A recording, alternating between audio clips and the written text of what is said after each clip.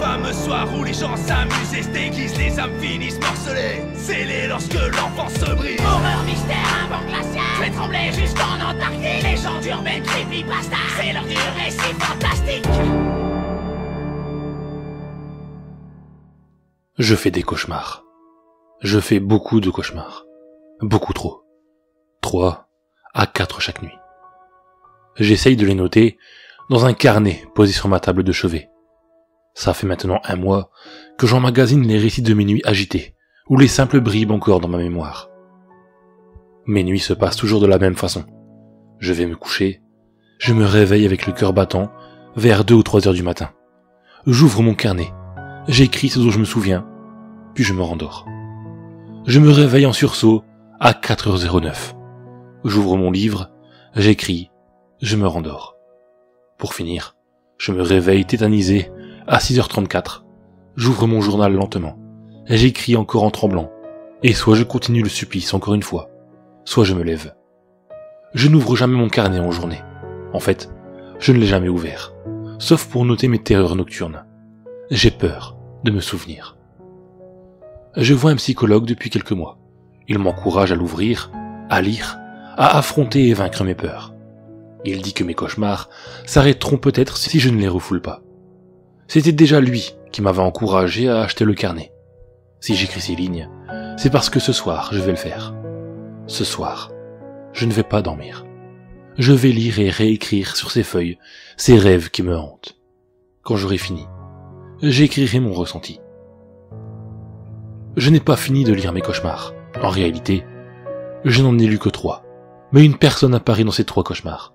Au cours d'une même nuit, j'ai rêvé 3 fois de la même personne. Ce serait un homme, plutôt petit et un peu gros, un sourire au coin des lèvres. Il me fixerait peu importe la situation. Ça commence déjà à être dérangeant. Je continue. Voici des extraits. Numéro 7. Ma sœur se trouve, le crâne rasé, dans une salle de bain. Son corps nu et recouvert des cheveux qu'elle vient de raser. Elle me fixe. Elle me répète que c'est la fin. C'est la fin. C'est la fin. C'est la fin. Elle regarde par-dessus mon épaule. Elle se fige. Je me retourne. L'homme me dit que je ne pourrai pas sauver les gens que j'aime. Numéro 10. Je suis devant un miroir. Mon reflet me sourit alors que je ne souris pas. Il se met à rire, de plus en plus fort. Il hurle de rire. Son rire résonne dans mon crâne. Il frappe à l'intérieur du miroir. Je cligne des yeux. Je me retrouve dans le miroir. Il me demande, en continuant de rire, qu'est-ce que ça fait d'être le reflet de soi-même? Deuxième battement de cils.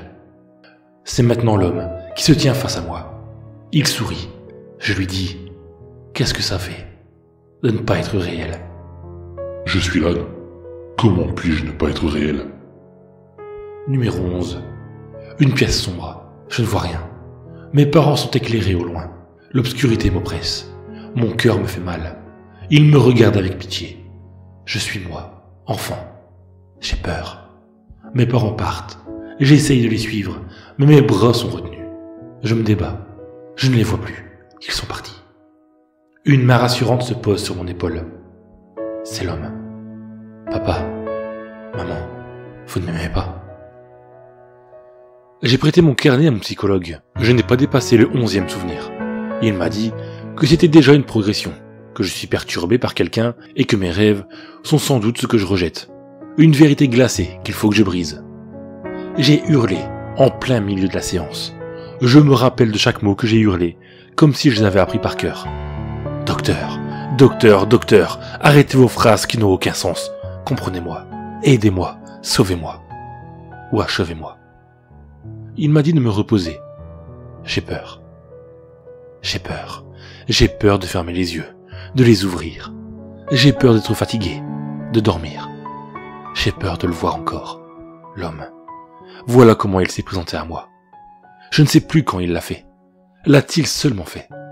Il me l'aurait dit avant que j'écrive mes cauchemars. Après, il me l'a dit en rêve. L'ai-je vu avant que mes nuits deviennent abominables? Il faut que je dorme. Mon Dieu, ayez pitié.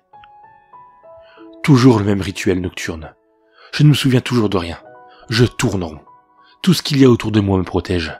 Chaque meuble, chaque regard, chaque sensation me rappelle que je ne dors plus, que je suis réveillé, que je suis réveillé, que je suis réveillé. Il n'est pas là. J'ai décidé d'arrêter de lire mes anciens rêves.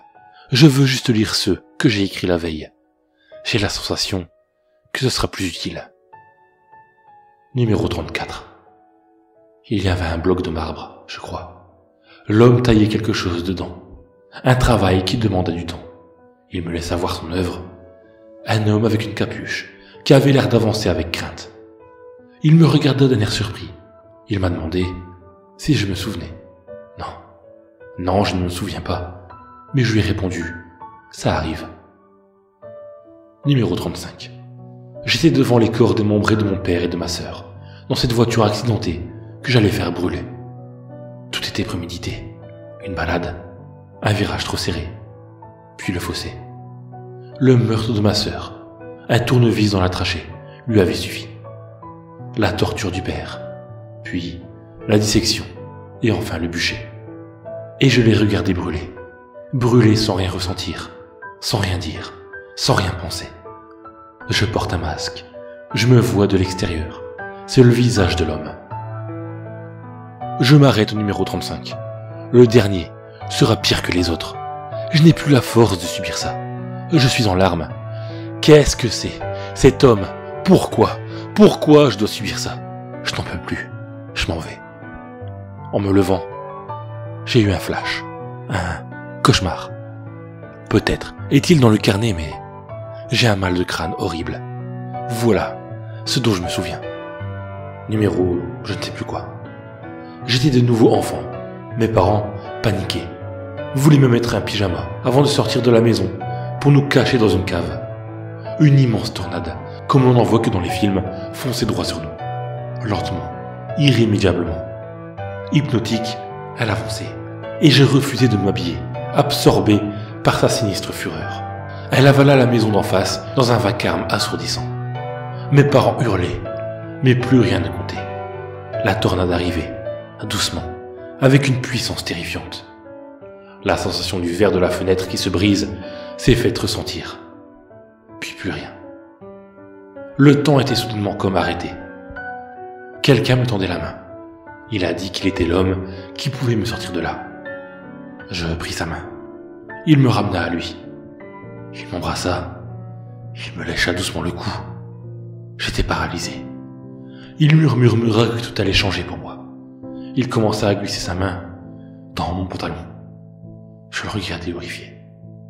Le temps redémarra. La tornade nous broya. Comment je peux m'en rappeler de façon aussi précise? Je reste de longues minutes à fixer cette feuille. Mon Dieu, mais qu'est-ce que c'était que ça? Je prends une valise au hasard, je mets des affaires à la va-vite dedans. Je dois partir d'ici, je me sens épié, je me sens en danger. J'ai l'impression d'avoir été violé depuis que je l'ai écrit. Je deviens complètement fou et ignoble. Ou bien, est-ce vraiment arrivé? Je deviens fou. Je deviens fou. Je deviens fou. Je deviens fou. J'ai roulé sans m'arrêter pendant des heures. Je suis bloqué sur une aire d'autoroute, sans essence, alors que j'écris en attendant le réparateur. Je pense juste que ces cauchemars m'ont abîmé l'esprit. J'ai besoin de vacances. Si on me demandait pourquoi je suis parti comme ça de chez moi, ou bien pourquoi je roule dans une direction sans m'arrêter depuis des heures et sans avoir pensé à prendre de l'essence, je répondrais que je ne sais pas, mais que je ne dois pas rester.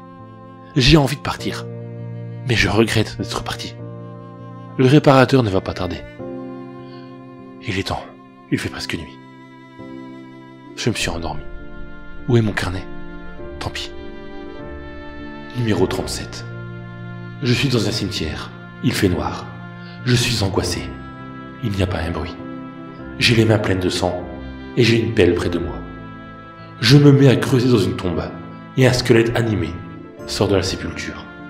Il se met à me mordre et à arracher ma chair avec le peu de dents qui lui reste. Je ne peux pas bouger. Je ne peux que ressentir la douleur de la chair qu'il m'arrache. Puis, je vois mes parents arriver au loin dans leur voiture et je crie. Mais ils ne se pressent pas trop. Au fur et à mesure que le squelette me mange, il se transforme peu à peu en moi-même. et moi, en squelette. Il me pousse dans la tombe et il la referme. Puis, mes parents arrivent et le squelette part avec eux. Papa, maman, pourquoi? L'homme tend la main vers la tombe. Il me dit que le choix est déjà fait. Il est 2h34, il n'arrivera pas ce soir. Je vais dormir dans ma voiture.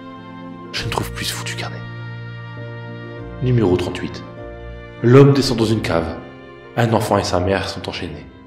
Je suis comme invisible dans un coin de la pièce. Il sourit à ma mère. Il se met à la frapper. Encore, encore et encore, jusqu'à ce qu'elle soit inerte à terre.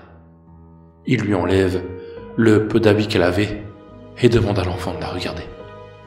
Il ne la regarde pas. L'homme insiste. Le gamin regarde par terre. L'homme laisse la femme avec l'arcade sourcilière ouverte, le visage boursouflé et des côtes fêlées. Le petit de 8 ans vient de lever la tête. Il fixe l'homme, qui fait de même. L'homme prend la tête de l'enfant. Il la frappe contre le mur. Il déshabille ensuite l'enfant. Il baisse sa braguette et il sourit. Je viens de fermer les yeux. Je me bouche les oreilles autant que je le peux. L'enfant hurle. La mère supplie d'être prise à la place de son fils.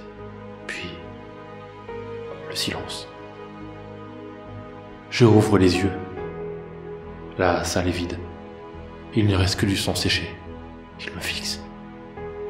Tu sais ce qui t'attend maintenant? Dit-il avec des sanglots dans la voix. Il me saute à la gorge.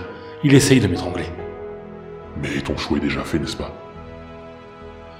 Je ne veux plus dormir. Je ne veux plus dormir. J'en peux plus, je craque. Ceci est donc une très longue lettre d'adieu. Ces rêves m'ont tué. Ces rêves m'ont... Non. L'homme de mes rêves. L'homme dans ma tête m'a tué. J'ai un pistolet dans ma valise. Le voilà mon choix. Mon choix est fait. Ça te va? Une voiture klaxonne derrière. Quelqu'un sort de la voiture et s'approche de ma fenêtre. Ça va aller? Qu'est-ce que vous faites ici? Je lui ai expliqué mon trajet et le fait que j'attendais une dépanneuse. Vous allez où? Je peux vous déposer? Peu importe où. Un endroit calme, où je pourrai enfin dormir pour l'éternité. Une balle de plomb sera mon somnifère. Je prends ma valise, mon pistolet est dans ma poche. Je me sens mal à l'aise. J'ai l'impression de l'avoir déjà vu. Il tend la main vers ma valise. Il est éclairé par les phares de sa voiture. C'est un homme petit et un peu gros. Votre choix est fait. Où avais-je entendu ça? Où l'avais-je déjà vu? Je ne sais plus. Mais je sais que si je pars avec lui, je serai témoin d'un spectacle que je ne veux pas voir. Je me suis jeté sur lui, et je lui ai défoncé le crâne avec la crosse du pistolet. Il est mort. Il est mort. Il est mort. Je l'ai tué. J'ai le sentiment d'avoir sauvé des dizaines de personnes. Je vais bien dormir ce soir. Je mets ma capuche, et j'avance avec crainte. Ceci n'est donc pas une lettre d'adieu, mais un aveu. J'ai tué un monstre, et j'ai adoré ça.